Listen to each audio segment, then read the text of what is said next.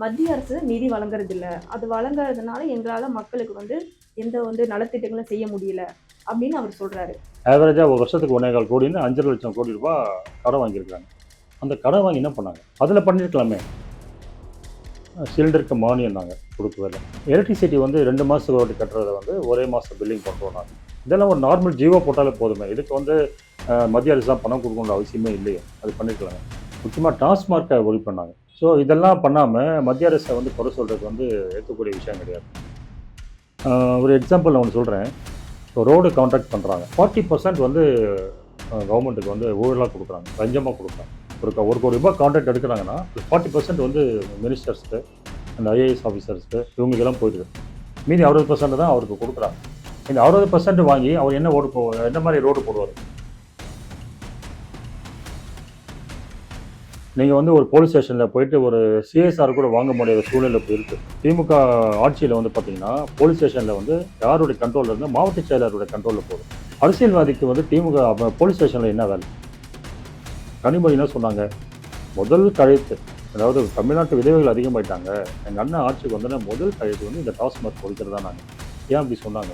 நல்ல ஆட்சி மலரணும், மக்களுக்கு நல்லது நடக்கணும், மக்கள் எல்லாரும் நல்லபடியாக இருக்கணும். மக்கள் நல்லாட்சி மலரும், மக்கள் வரி பணம் மக்கள்கிட்ட போய் சேரும், ஊழல் இல்லாத ஆட்சி அமையும், மக்கள் ரொம்ப சந்தோஷமாக இருப்பாங்க. வணக்கம். வணக்கம்மா. தற்போதைய தேர்தலுக்கு முந்தைய கருத்து கணிப்புகள் எல்லாமே பார்த்தீங்கன்னா தாவேக்கா கட்சிக்கு சாதகமாக ரிசல்ட்ஸ்லாம் வந்திருக்கு. இது பற்றின உங்களோட கருத்துக்களை சொல்லுங்கள். கருத்து கணிப்பு நானும் பார்த்தேன். கருத்து கணிப்பு ஒரு பக்கம் இருக்கட்டும், ஆனால் உண்மை நிலவரமாகவே பார்த்தீங்கன்னா தாவேக்காவுக்கு மிகப்பெரிய ஒரு சாதகமான ஒரு சூழல் தான் உருவாகிட்டு இருக்கு. இதில் தவக தலைவர் விஜய் தான் பார்த்தீங்கன்னா ஹீரோவாக இருக்கார். இந்த த்ரூஅவுட் இந்த election 2026 hero of the game அவர் தான். கருத்து கணிப்பு வச்ச ஒரு பக்கம் இருந்தால் கூட மக்கள் மத்தியில் எப்படி சொல்கிறாங்கன்னா, நியர் அபவுட் பார்த்தீங்கன்னா 180 சீட்ஸ் கிட்ட வருவாங்கன்ற மாதிரி சொல்கிறாங்க. கருத்து கணிப்பு ஆவரேஜ் தான் சொல்கிறாங்க, 135 சீட்ஸ் வரும்ன்றாங்க. பட் ஜென்ரலாக நம்மளுடைய அட்வொகேட்ஸ்ன்ற இதை நம்ம விசாரிச்சதில் நம்மளுடைய ப்ரைவேட் ரிசோர்ஸ் விசாரிக்கும் போது பார்த்தீங்கன்னா, வீட்டில் ஒருத்தர் டெஃபினட்டாக ஓட்டு போடுறாங்க, விஜய்க்கு ஆதரவாக ஓட்டு போடுறாங்க. அவங்களுடைய இன்ஃப்ளூயன்ஸில் ரொம்ப பேர் போடுறாங்க. செகண்ட் பார்த்தீங்கன்னா, ரிஜிஸ்டர் ஓட்டர்ஸே பார்த்தீங்கன்னா 1,65,00,000 பேர் இருக்காங்க அவங்களுடைய எலெக்ஷன் இதில். அப்பார்ட் ஃப்ரம் தட் இவங்க 1,65,00,000 பேர் ஓட்டு போட்டாலே 25% மேலே க்ராஸ் ஆகிடும் டோட்டல் இதில். அப்பார்ட் ஃப்ரம் தட் ரிஜிஸ்டர்ட் ஆகாமல் நிறைய பேர் இருக்காங்க. அவங்க மோர் தென் 1 கோடி பேர் 1.5 கோடி பேர் இருக்கிறாங்கன்ற மாதிரி தான் ஒரு நியூஸ் வருது. ஸோ இதெல்லாம் நீங்கள் கணக்கு போட்டு பார்த்தீங்கன்னா 38% மேலே அவருக்கு ஓட்டு அவருக்கு ரிஜிஸ்டர் ஆகிறதுக்கு சான்சஸ் இருக்குது. ஒரு ஒரு ஒரு பொலிட்டிக்கல் பார்ட்டி 30% 32% தாண்டினாலே they will become the majority of the declaration the ஓட்ஸில். ஸோ இதில் நம்மளுடைய கருத்தில், மக்களுடைய கருத்தில், அந்த சர்வேவுடைய கருத்தெல்லாம் பார்க்கும்போது பார்த்தீங்கன்னா 38% இவருக்கு ஸ்ட்ராங்காக விழுது. ஸோ டிஃப்ரெண்ட்டாக இவர் ஆட்சி பிடிக்கிறது 100%. குறைஞ்சபட்சம் 140 இல்லைருந்து 150 சீட்ஸ் வாங்குவார். அடுத்து சிஎம் அவர் தான் 100%. ஓகே, இப்போ சில கருத்து கணிப்புகள் பார்த்தீங்கன்னா ஆளுங்கட்சிக்கு ஆதரவாக இருக்குது. இது எந்த அளவுக்கு நம்பகத்தன்மையாக இருக்கும்னு நீங்கள் நினைக்கிறீங்க? அதாவது இந்த கொஸ்டின் நீங்கள் நல்ல கொஸ்டின் தான். இந்த இதில் மட்டும் நீங்கள் பார்க்காதீங்க. இப்போ எம்ஜிஆர் காலத்துலேயுமே அவருடைய காலத்துலேயுமே இப்படி தான் இருந்தது. எம்ஜிஆர் ஆட்சி வரதுக்கு முன்னாடி எலெக்ஷன் ஃபேஸ் பண்ணும்போது கூட அவங்க எதிர்த்திருப்பில் இருக்கவங்க இது மாதிரி தான் கருத்து சொன்னாங்க. பட் என்ன ஆச்சு நிலைமை? அவர் ஆட்சி பிடிச்சார். ஜெயலலிதா அம்மா அடுத்தது ஆட்சி பிடிக்கும்போது கூட இதே கருத்து தான் வந்தது. நெகட்டிவாக தான் சொன்னாங்க, ஆனால் ஆட்சி பிடிச்சாங்க. இப்போ ப்ரெசன்ட் சினாரியோ எப்படி இருக்குது அப்படின்னு பார்த்தீங்கன்னா, இந்த ஊடகம் எல்லாமே பார்த்தீங்கன்னா ஆளுங்கட்சி சார்பாக தான் புரியுதுங்களா? ஸோ என்னதான் அவங்க பண்ணாலும் இந்த ஊடகங்கள் பார்த்தீங்கன்னா இந்த பக்கம் ஆளுங்கட்சி சப்போர்ட் பண்ணுறதுனால உண்மையான நிலவரங்கள் யாராலையும் சொல்ல முடியாது, சொல்ல மாட்டாங்க. அத்தி பூத்தா மாதிரி யாராவது ஒருத்தர் சொல்கிறாங்க, அதில் 2 பேர் சொல்லியிருக்கிறாங்க. கருத்து கணிப்பில் விஜய் தான் ஒருவர் சொல்லியிருக்காங்க. அது எடுத்துக்கொள்ள விஷயம் தான். ரீசெண்டாக ஒன்று பார்த்தேன், கிட்டத்தட்ட ஒரு 5,50,000 பேரை அவர் சாம்பிளாக எடுத்து கருத்து கணிப்பு பண்ணியிருக்காரு. அவர் சொல்கிறது பார்த்தீங்கன்னா அவர் ஜென்யூன் பர்சன், எவ்வளோ எலெக்ஷனில் சொல்லுவார். அவர் சொல்கிறது பார்த்தீங்கன்னா 140 சீட்டு டிஃப்ரெண்ட்டாக வரும் அப்படின்ற மாதிரி சொல்கிறார். ஸோ அதனால் பார்த்தீங்கன்னா இந்த ஃபால்ஸ் இன்ஃபர்மேஷன்ஸ் கொடுக்கறது, எல்லாமே இயற்கையான விஷயம்தான். ஆனா மக்கள் கருத்து, மக்களுடைய இதயம், மக்களுடைய மக்களுடைய செயல்பாடு இதுதான் வந்து நிலைக்கும். அப்போ நீங்க சொல்றத வச்சு பார்க்கும்போது, இப்ப ஆளுங்கட்சி வந்து தன் பண பலத்தையும், அதிகாரத்தையும் பயன்படுத்தி 100% உண்மை. ஒரு ஒரு போலியான ஒரு கருத்து கணிப்ப வந்து அ அ ஆமாமாமாமா. வெளிப்படுத்துறாங்கன்னு அதுல சொல்றீங்களா? மாற்று கருத்தே கிடையாது. ம். பணம் இருக்கு, எல்லாமே ஆளுங்கட்சிகிட்ட இருக்கு, அதிகாரம் இருக்கு, பணம் இருக்கு, எல்லாமே இருக்கு. ஆட்சிய தக்க வச்சுக்கணுன்ற ஒரு முயற்சியில பண்ணும்போது, அவங்க எல்லா வேலையும் செய்ய தான் இட்ஸ் நேச்சுரல். எல்லா வேலையும் செய்வாங்க. அதையும் மீறி ஒருத்தர் ஜெயிக்கிறாருன்னா, அது மக்களுடைய சக்தி. அது மக்கள் சக்தியில இவர் ஜெயிப்பார். விஜய் ஜெயிப்பார். அப்ப வந்து இப்போ தாவேக வெற்றி பெறும் அப்படின்ற கருத்து கணிப்பு தான் ஒரு உண்மையானது அப்படின்னு சொல்றீங்க. 100% ஓகே. 100% இப்போ நேத்து பார்த்தீங்கன்னா வந்து நம்ம சிஎம் சார் வந்து ஒரு பிரச்சாரத்துல வந்து பேசும்போது சொல்றாரு. இந்த மாரி என்னால வந்து நெறைய வந்து மக்களுக்கு குடுத்த வாக்குறுதிய நிறைவேத்த முடியல. அதுக்கு என்ன காரணம் சொல்றாங்கன்னா, மத்திய அரசு நிதி வழங்குறதில்ல. அது வழங்காததுனால எங்களால மக்களுக்கு வந்து எந்த வந்து நலத்திட்டங்களும் செய்ய முடியல. அப்படின்னு அவர் சொல்றாரு. ஆனா மற்ற விஷயங்களுக்கு இப்ப பார்த்தீங்கன்னா, இப்ப பொங்கலுக்கு வந்து ரூ. 3000 குடுத்திருக்கிறாரு. புதுசா வந்து கோடைக்குன்னு ரூ. 5000 குடுத்திருக்காரு. அப்ப இதுக்கெல்லாம் பணம் வந்து அவருக்கு எங்கேருந்து கிடைக்குது? அதாவதுங்க, இப்ப எப்படின்னா, மத்திய அரச குறை சொல்றது மிக அபத்தமான விஷயம். மத்திய அரசு வந்து பார்த்தீங்கன்னா, இட்ஸ் மேண்டேட்டரி. ஜிஎஸ்டி கலெக்ஷன்ல இவ்வளோ பெர்சன்டேஜ் வந்து டெஃபினட்டா குடுத்தே ஆவணும். குடுக்குறாங்க. பணம் வருது. வராமலாம் ஒண்ணும் இல்ல. பணம் வருது. பட் தேர்தல் வாக்குறுதிய ஏன் நிறைவேத்தல அப்படின்ற ரீசனுக்கு மத்திய அரசு தான் காரணம், பணம் குடுக்கலன்னு சொல்றது வந்து ஏத்துக்கக்கூடிய விஷயம் கிடையாது.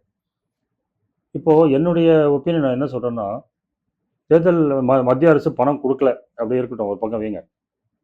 இவர் வந்து திமுக ஆட்சி வந்ததுக்கு அப்புறமா கிட்டத்தட்ட 5,50,000 கோடி கடன் வாங்கியிருக்காங்க. அதுக்கு முன்னாடி ஆட்சிய விட்டுட்டு போனவங்க 4,00,000 கோடியோட நிக்குது. இந்த 5 வருஷத்துல ஆவரேஜா ஒரு வருஷத்துக்கு 1,4 கோடின்னு 5,50,000 கோடி ரூபாய் கடன் வாங்கியிருக்காங்க. அந்த கடன் வாங்கி என்ன பண்ணாங்க? அதுல பண்ணியிருக்கலாமே. இவங்க சொன்ன தேர்தல் அறிக்கைய வந்து நிறைவேத்தியிருக்கலாமே. அத கடன் வாங்கி என்ன பண்ணாங்க? அத குடுத்துருக்கலாம் இல்லையா? இப்போ தேர்தல் அறிக்கைன்னு பார்த்தீங்கன்னா, ஒரு முக்கியமான தேர்தல் நம்ம எடுத்துக்கலாம். எக்ஸாம்பிள்க்கு. சிலிண்டருக்கு மானியம்னாங்க. ரூ. 100 மானியம். குடுக்கவே இல்ல. எலக்ட்ரிசிட்டி வந்து 2 மாசத்துக்கு ஒரு வாட்டி கட்டுறத வந்து ஒரே மாசம் பில்லிங் பண்றோம் நாங்க. இதெல்லாம் ஒரு நார்மல் ஜியோ போட்டாலே போதுமே. இதுக்கு வந்து மத்திய அரசு தான் பணம் குடுக்கணும்ன்ற அவசியமே இல்லையே. அது பண்ணியிருக்கலாமே. அதே மாரி வந்து பார்த்தீங்கன்னா, அந்த இது வந்து சப்சிடிஸ் நெறைய தரேன்னாங்க. எதுவுமே தரவே இல்ல. முக்கியமா டாஸ்மார்க்க ஒழிப்பு பண்ணாங்க. அதனால உங்களுக்கு தெரியும் டாஸ்மார்க் வந்து என்ன நிலைமையில இருக்கு, மக்களுடைய நிலைமை என்ன, எவ்வளோ தண்ணி இந்த டாஸ்மார்க்னால எவ்வளோ குடும்பம் சீரழிஞ்சு போயிருக்குன்றது உங்களுக்கு தெரியும். இதெல்லாம் ஒழிக்கிறதுக்கு எவ்வளோ வழிகள் இருக்குல்ல. இதெல்லாம் பண்ணியிருக்கலாமே. ஸோ இதெல்லாம் பண்ணாம மத்திய அரச வந்து குறை சொல்றது வந்து ஏத்துக்கக்கூடிய விஷயம் கிடையாது. புரியுதா? அப்போ மத்திய அரசு கூட நீங்க பணம் வந்து வாங்க முடியல அப்படின்னா, மத்திய அரசு கூட நீங்க அட்ஜஸ்ட் பண்ணிட்டு போயிருக்கலாமே. ஏன் எதிர்க்கிறீங்க? இல்லையா? மத்திய அரசுன்றது அட்ஜஸ்ட் பண்ணி போறதுக்கு ஒண்ணும் இல்ல. உங்களுக்கு வந்து கொள்கை ரீதியா அவங்க எதிரியா இருக்கலாம், எல்லாமே இருக்கலாம். ஆனா மத்திய அரசு தானே. அவங்க கூட நீங்க ஓரளவுக்கு அட்ஜஸ்ட் பண்ணி ஏன் பணம் குடுக்கல அப்படின்ற மாரி பண்ணிக்கலாமே. அவங்க மேல நீங்க வந்து மத்திய அரசு மேல நீங்க வந்து வழக்கு கூட தொறந்திருக்கலாமே. எனக்கு வந்து இது பண்றாங்க, பணம் குடுக்க மாட்டாங்கன்னு சுப்ரீம் கோர்ட்ல வழக்கு தொறந்திருக்கலாமே. ஏன் அத நீங்க ஒண்ணும் செய்யல? ஸோ இதெல்லாம் வந்து ஏத்துக்கக்கூடிய விஷயம் கிடையாது. அப்படின்னா இப்போ வந்து இப்போ தமிழக அரசோட ஒரு ஒரு வாக்குறுதியில வந்து ரூ.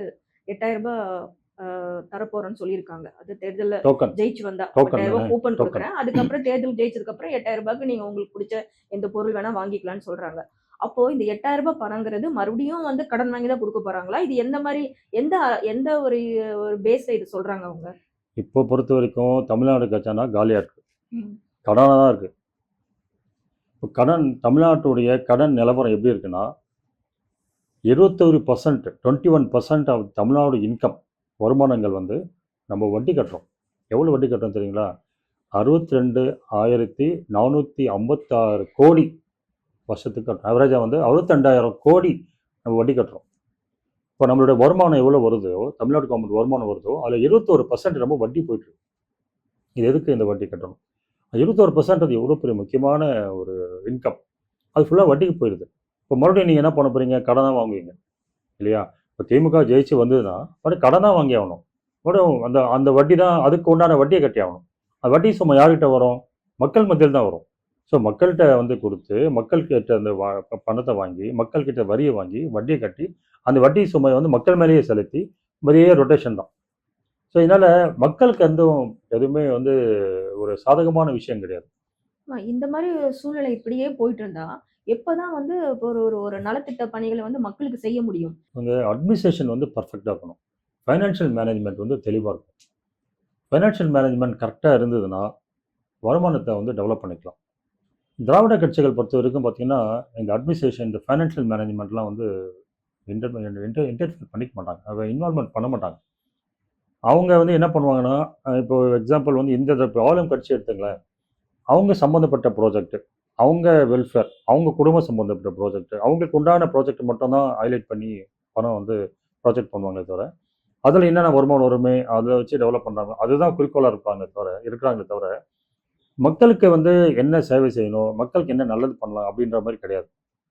ஒரு ப்ராஜெக்ட் பண்றாங்கன்னா, அ ஒரு எக்ஸாம்பிள் நான் ஒண்ணு சொல்றேன். இப்போ ரோடு கான்ட்ராக்ட் பண்றாங்க. எனக்கு தெரியும் நெறைய ரோட் கான்ட்ராக்டர்ஸ்லாம் நெறைய பேர் ரோடு கான்ட்ராக்ட் பண்றாங்கன்னா, அது வந்து பார்த்தீங்கன்னா, ஸ்டேட் ஹைவேஸ் வந்து ரோடு கான்ட்ராக்ட் அவங்க என்ன சொல்றாங்கன்னா, 40% வந்து கவர்மெண்ட்டுக்கு வந்து ஊழலா குடுக்குறாங்க. லஞ்சமா குடுக்குறாங்க. 40% ஒரு கோடி ரூபாய் கான்ட்ராக்ட் எடுக்குறாங்கன்னா, அதுல 40% வந்து மினிஸ்டர்ஸ்க்கு, அந்த ஐஏஎஸ் ஆஃபீசர்ஸ்க்கு இவங்களுக்கெல்லாம் போயிடுது. மீதி 60% தான் அவருக்கு குடுக்குறாங்க. இந்த 60% வாங்கி அவர் என்ன மாரி ரோடு போடுவாரு? அவருக்கு ஒரு பெர்சன்டேஜ் வேணும் இல்லையா? அவரு தான் லீஸ்ட் கான்ட்ராக்ட் ஹோல்டரு. அவருக்கு வந்து ஒரு கரெக்ட்டான இது வச்சு குடுக்குறாங்க. அதில 40% வாங்கிட்டா என்ன ஒரு தரமான ரோடு போட முடியும்? அப்ப அந்த ரோடு எவ்வளோ வருஷத்துக்கு அது நிக்கும்? ஒரு 4 வருஷம், 5 வருஷம் ஒரு ரோடு வந்து நிக்கணும்னா, அது வந்து 1 வருஷத்திலே போயிடும். காணாம போயிடும். மறுபடியும் அடுத்த இதில வந்து கான்ட்ராக்ட் குடுக்கணும். மறுபடியும் அது பண்ணணும். இதுதான் மக்களுடைய பணம் இப்படி தான் வீணா போகுது. இந்த 40% வந்து எதுக்காக வந்து ஊழலா வந்து இவங்க வாங்குறாங்க? அது வாங்காம இருந்தாலே நம்ம கடன் வாங்கணும்னு அவசியமே இல்ல. இவங்க பர்சனலா வாங்கி போட்டுக்கிறதுக்காக என்ன பண்றாங்க? மறுபடியும் கடன் வாங்குறாங்க. ஸோ அந்த அட்மினிஸ்ட்ரேஷன், அந்த ஊழல் அது மட்டும் இல்லனாலே உங்களுக்கு வந்து கடன் பிரச்சனையே இருக்காது. முக்கியமா ஊழல் தான். ஊழல் இருக்கிறதுனால தான் கடன் சுமை அதிகமாகுது. இப்போ 5,00,000 கோடி ரூபாய் வாங்கியிருக்கிறாங்கன்னா, அதோடைய நிலைமை என்ன? அதுக்கு என்னென்ன செஞ்சிருக்கிறாங்க? எவ்வளோ செஞ்சிருப்பாங்க? 5,00,000 கோடிய செலவு பண்ணிட்டாங்களா? அப்படி இருந்த மாரி தெரியலையே. இல்ல அது ஒரு 20% 30% பண்ணியிருந்தா கூட நாடு எவ்வளோ டெவலப் ஆயிருக்கும். எதுவுமே பண்ணாத மாரி தெரியலையே. ஸோ அவரு விஜய் என்ன சொல்றாருன்னா, இந்த ஊழல் ஏன் பண்றீங்க? ஏன் இவ்வளோ கடன் வாங்குனீங்க? 5,00,000 கோடி ஏன் கடன் வாங்குனீங்க? ஏன் இவ்வளோ வந்து நீங்க வந்து இந்த மாரியான செயல்லாம் ஏன் செஞ்சீங்க? ஏன் கடன் வாங்காம பண்ண வேண்டியது தானே? ஏன் ஊழல் பண்றீங்க? இதுதான் ஒரு கொஸ்டின். அவர் ஏன் அந்த உள்ள வந்து தேவையில்லாம இவங்க ஒழுங்கா இருந்தா அவர் ஏன் உள்ள வரப்போறாரு? ஸோ அதனால மக்களுக்கு ஓரளவுக்கு எல்லாமே தெரிய வரும். கண்டிப்பா தெரிய வரும். ஏன்னா பழைய காலம் மாரிலாம் இப்ப கிடையாது. சோசியல் மீடியா ரொம்ப ஆக்டிவா இருக்கு. ரொம்ப தெளிவா இருக்கு. ஸோ எல்லாமே மக்கள் ரீச் ஆகுது. மக்கள் ரீச் ஆகுறதுனால தான் இந்த எலக்ஷன் வந்து புரட்சி எலக்ஷன்ற மாரி இருக்கு. இல்லன்னா மக்கள் அவேர்னஸ் இல்லாம தான் இருப்பாங்க. இல்லையா?